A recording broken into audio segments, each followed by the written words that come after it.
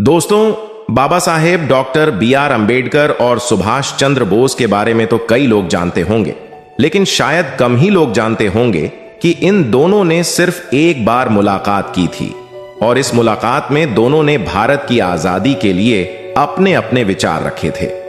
दोस्तों, इस वीडियो में हम आपको बताएंगे कि भारतीय स्वतंत्रता संग्राम के बारे में इन दोनों के क्या विचार थे और ये दोनों एक दूसरे के बारे में क्या सोचते थे। इसलिए वीडियो पूरा देखना दोस्तों।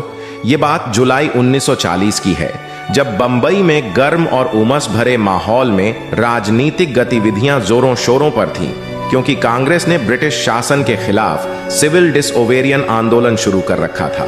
लेकिन हर कोई कांग्रेस की इस रणनीति से सहमत नहीं था।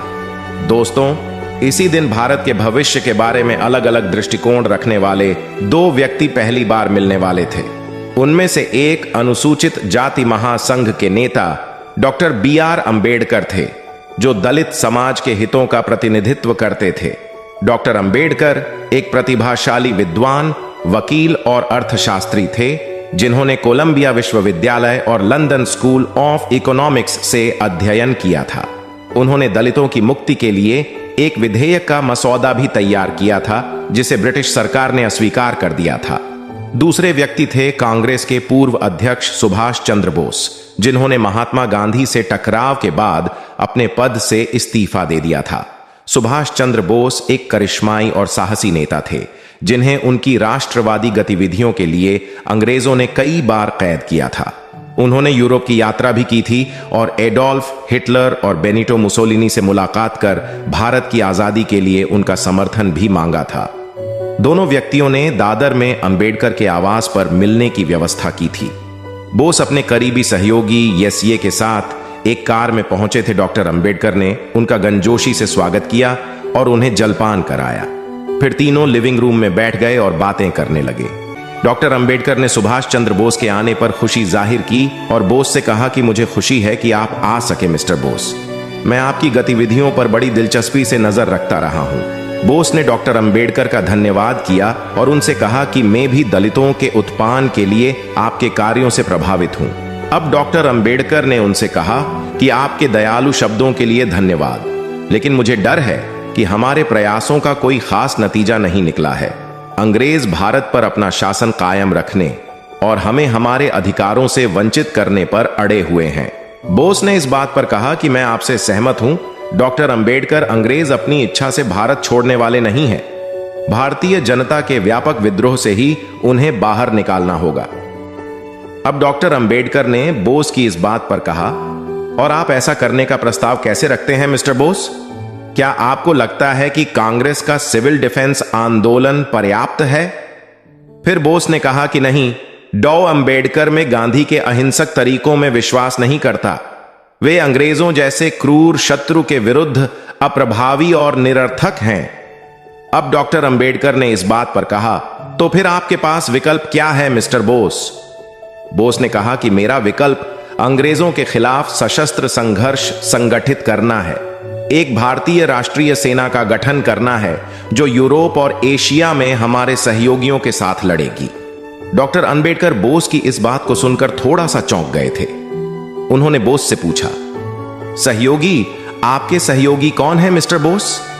बोस ने कहा कि हमारे सहयोगी जर्मनी और जापान हैं। डॉक्टर अंबेडकर बोस की इस बात पर चौंक गए थे।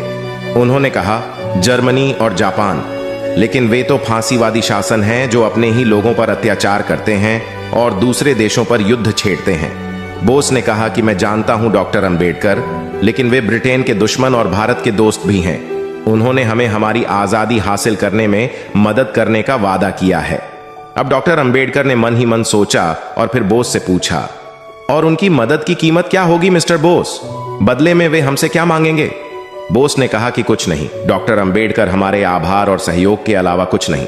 डॉक्टर अंबेडकर ने बोस की इस बात पर कहा कि मुझे खेद है मिस्टर बोस, लेकिन मैं आपका प्रस्ताव स्वीकार नहीं कर सकता। मैं जर्मनी और जापान पर भरोसा नहीं कर सकता कि वे हमारे हितैषी हैं। वे केवल अपने हितों और महत्वाकांक्षाओं में रुचि रखते हैं। फिर बोस ने कहा, डॉक्टर अंबेडकर, कृपया मुझे गलत ना समझें। मैं आपसे उनकी विचारधाराओं या नीतियों का समर्थन करने के लिए नहीं कह रहा हूं। मैं आपसे केवल यह कह रहा हूं कि आप हमारे साझा दुश्मन अंग्रेजों के खिलाफ लड़ाई में मेरे साथ शामिल हो, डॉक्टर अंबेडकर ने बोस से कहा। लेकिन हम अंग्रेजों के खिलाफ उनके हथियारों और संसाधनों से कैसे लड़ सकते हैं? हम उनकी ताकत और सामर्थ्य की बराबरी कैसे कर सकते हैं?